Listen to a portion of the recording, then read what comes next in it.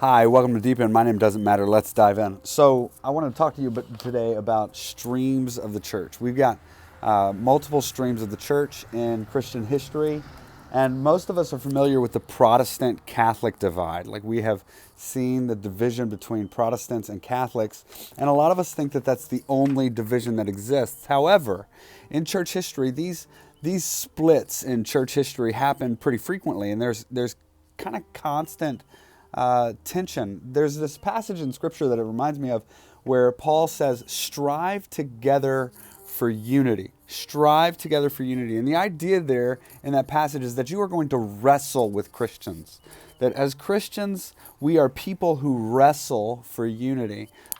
It's also heightened in the example of Israel, or Jacob, who wrestles with God. And God enjoys wrestling with his people. And so we wrestle to try and discern who God is. Now, throughout Christian history, there's been these divisions that happen because of various issues. Often they're theological, sometimes they're political, and these are no exception. So I want to talk to you about two of them. One is the Greek Orthodox Church, and one is the Russian Orthodox Church. And let's start with the Russian Orthodox Church. Now, modern times, you're going to hear a lot about what's called apostolic succession. So the idea is that there was an apostle at some point who went to that area and started a church, and that church now claims that that apostle was their authority in starting and in their beginning. And that's suspect. It's questionable because we don't know where all the apostles went. And though there's a lot of traditional ideas, like we think Andrew went to the eastern and Russian areas, and we think Thomas kind of went south and then east into India, and we kind of follow those things in church history. There's no real certain answer there. And we know that Rome claimed Peter to be the first pope. And the argument of Whitby, but before that, they weren't making that argument. That argument wasn't there, and apostolic succession didn't deal with Peter and Rome. In fact, in the first 500 years of Christian writing, you find very little discussion about apostolic succession. That comes after Whitby, which we talked about in another video, where the Irish Christians were arguing that they had this one missionary that was their apostolic succession, and the Roman missionaries and monks were arguing that they had Peter. And so since Peter was the greater, Whitby, the king of Whitby, agreed with them. So Rome became the dominant group there. Now, the Russian Orthodox Church claims Andrew as their founding member, but let's go back and just look at what happens in history. So in about 980, Vladimir rises to power, and when Vladimir rises to power, he begins to look across the world, and he sees that his people would do better if they were united under one religious banner. So he goes to research all these other religions, and the three major religions of the world are Christianity, Judaism, and Islam. And he flat out rejects Islam and Judaism because he likes, and I'm not being sarcastic, this is honestly what he says, he likes to eat pig, he likes pork, and he doesn't want to be circumcised. So he decides that those are not for him. So he pursues Christianity. And as he pursues Christianity, he demands that everybody in the nation becomes Christian. So he has this giant baptism service in Kiev where he calls all of the people of Kiev to come out, and simultaneously everybody gets baptized, and he gets baptized. And if you refuse to be baptized, he labels you an enemy of the state. So that's how Christianity gets started in Russia. Now, it's not all dictatorship and things. What's his name? Yaroslav, his kid, whose name I can't pronounce, Yaroslave or something, becomes the ruling monarch after him, after Vladimir, and he walks back a lot of what Vladimir did and really gives to authentic Christianity.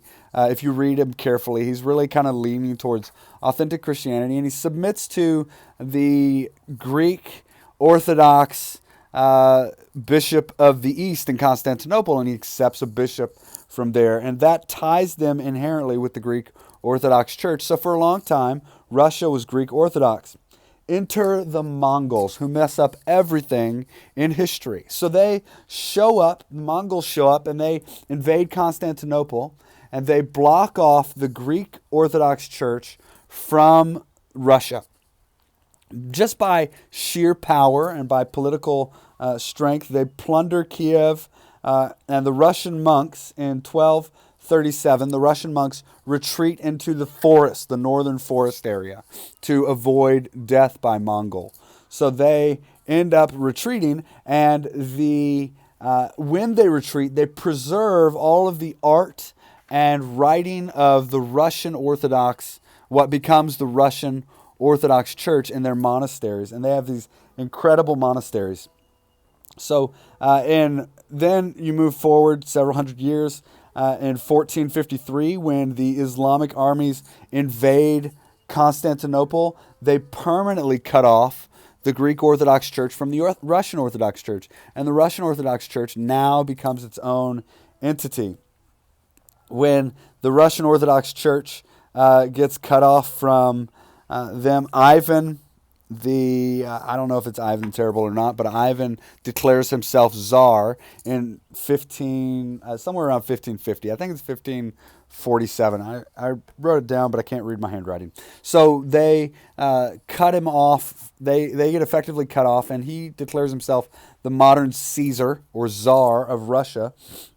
And that changes everything. The Orthodox Church now becomes guided by Russian dictates, no longer by Constantinople. Constantinople no longer has the contact, and they grow to be the Russian Orthodox Church. Now, they argue for apostolic succession from Andrew. And when they argue that apostolic succession, we need to be careful to understand that there may have been a basis of Christianity in Russia before all these things happened and before all this stuff took place. But the idea that the Russian Orthodox Church solely grew out of that apostolic succession is just disingenuous to history. The Russian Orthodox Church grew out of a desire to unite a people around one religion.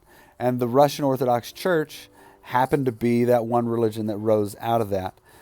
Now, some of the great things we can take from the Russian Orthodox religion are that they preserved art and beauty in a time when the world wanted to destroy it. So as the world was trying to destroy art and beauty and the glorious beauty of creation and God's beautiful work and the work that Christians had done, they were thwarted by these Russian monks who kept things and protected them and guarded them. We can also thank the Russian Orthodox Church for writers like Dostoevsky and Tolstoy, who write incredibly profound religious works that give us great insight into the soul and into the gospel through their writing. Now, they're not always right, and they're not always great, and they're certainly not Scripture. Scripture stands on its own, but we can read them and take delight in knowing that God has worked in the Russian Orthodox Church and that He has worked in people and He can work in us. So that's the Russian Orthodox Church. There's going to be a part 2 to this where we're going to talk about the Greek Orthodox Church, and in particular we're going to talk about the Great Schism.